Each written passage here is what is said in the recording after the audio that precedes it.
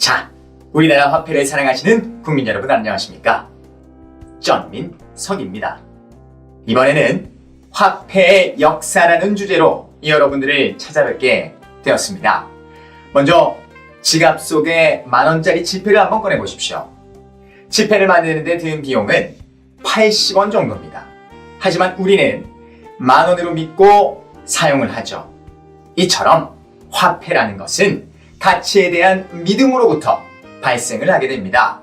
그럼 사람들은 언제부터 이런 맹목적인 믿음을 갖기 시작했을까요?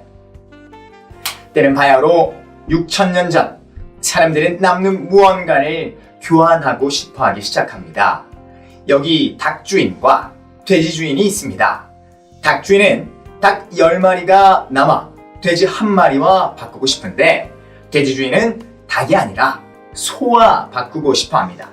아니면 돼지 1마리로 닭 30마리를 받기를 원합니다. 거래 자체가 시작될 수가 없는 거죠. 선조들은 이런 문제를 해결하고자 제3의 물건을 생각했습니다. 바로 화폐입니다. 먼저 거래를 하면서 물건 간의 가치를 비교하기 시작하고 이때 기준으로 자주 사용하는 무언가가 생기고 그 무언가가 화폐 역할을 담당하게 되는 것인데요. 다시 한번 볼까요? 닭주인은 먼저 닭을 쌀로 바꾸고 바꾼 쌀을 돼지주인에게 줍니다. 돼지주인은 받은 쌀을 소로 바꾸게 되는 것이죠. 이 경우 쌀이 화폐의 기능을 한 셈입니다. 이것을 상품화폐라고 하는데 처음에는 곡물, 가죽, 옷감, 생필품이 많이 쓰이게 됩니다. 근데 이 상품화폐는 크고 무겁고 집에 쌓아두기가 불편한 겁니다. 그러면서 점차 가볍고 보관과 운반이 쉬운 동물의 뼈 그리고 장신구가 그 자리를 대체하게 되는 것이죠. 가장 대표적인 게 조개 껍데기인데요. 중동과 중국에서 기원전 수천 년 전부터 사용을 해왔습니다. 이처럼 생필품에서 장식품으로 전환이 되는 이 시기가 80원짜리 종이가 1만 원으로 쓰이게 된 화폐라는 발상의 시작인 셈입니다. 하지만 선조들은 더 작고 더 튼튼한 화폐를 원했습니다. 신석기에서 청동기로 넘어갈 때쯤 금속이라는 것을 발견을 하게 되는데 조개 껍데기보다 단단하고 오래가고 같은 크기로 자를 수도 있었습니다. 금속 화폐의 시작은 청동과 철이었지만 보다 반짝이고 희소 가치가 있는 금과 은이 등장하면서 금속 화폐의 본격적인 시대를 열게 되는 겁니다. 다만 금과 은이 처음부터 지금과 같은 모양은 아니었고 그냥 뭉텅뭉텅 이렇게 잘라서 사용을 했었어요. 뭉텅이로 쓰다 보니까 가치가 정확하지가 않은 거예요. 그래서 무게를 재기 시작하는데 이를 측량 화폐라고 합니다. 오늘날에 파운드라는 영국의 화폐 단위로 금과 은의 무게를 재던 그 시절의 흔적을 찾을 수가 있겠습니다. 하지만 거래를 할 때마다 무게를 재는 것은 너무 귀찮았습니다.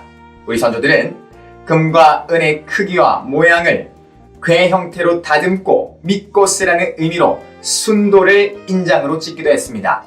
그래도 금괴와 은괴는 무겁고 작은 거래를 하기에는 단위가 너무 큰 나머지 오늘날의 동전이라는 것을 만들게 되죠.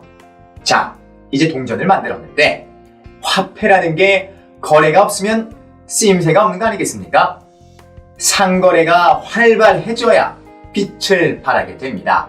이 시기가 14세기 이탈리아 도시국가를 중심으로 무역이 발달하고 유통되는 금화의 양과 종류가 늘어납니다.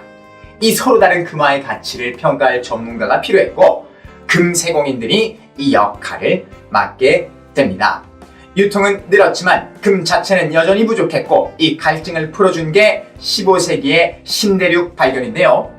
남미에서 유럽으로 흘러들어간 금의 양이 세계 금 생산량의 70%, 약 2,800톤에 이르게 됩니다. 이로 인해 스페인은 강대국이 됐지만 금이 행운만 가져다 준 것은 아니었습니다. 금이 대량 유입된 만큼 엄청난 물가 상승의 고통도 겪어야 했고요. 금화 가치가 떨어지면서 거래와 보관에 더 많은 금화가 필요하게 된 겁니다.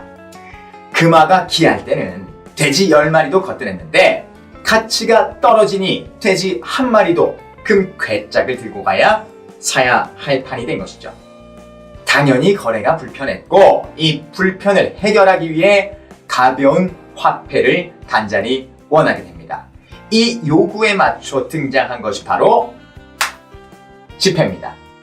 앞서 언급했던 금 세공인이 여기서 다시 등장을 하는데 이들은 지폐를 유통할 뿐만 아니라 은행을 만든 오늘날 금융업의 시초가 된 사람들입니다. 금 세공인들은 금을 안전하게 보관할 금고가 있었고 다른 사람들의 금을 맡아주고 보관료를 받으며 고객에게는 여기에 누가 얼마만큼의 금을 맡겨놨다라는 보관증을 발행을 해줬습니다. 그런데 이게 상인들 사이에서는 지불수단으로 사용이 된 겁니다. 처음에는 보관증의 주인만 금을 찾을 수 있다가 보관증을 지닌 사람이라면 누구나 찾을 수 있게끔 바뀌면서 이 보관증이 유럽 최초의 지폐가 되는 겁니다. 금 보관료로 수익이 늘어난 금 세공인들은 자연스레 세공 일을 그만두게 되고요. 보관에만 전념을 하게 됩니다. 보관증만큼의 금이 굳이 내 금고에 필요 없다는 걸 알게 된 뒤에는 실제 맡긴 금 이상의 보관증을 발행하게 됐죠. 바로 현대적 개념의 은행과 대출이 탄생하게 된 겁니다.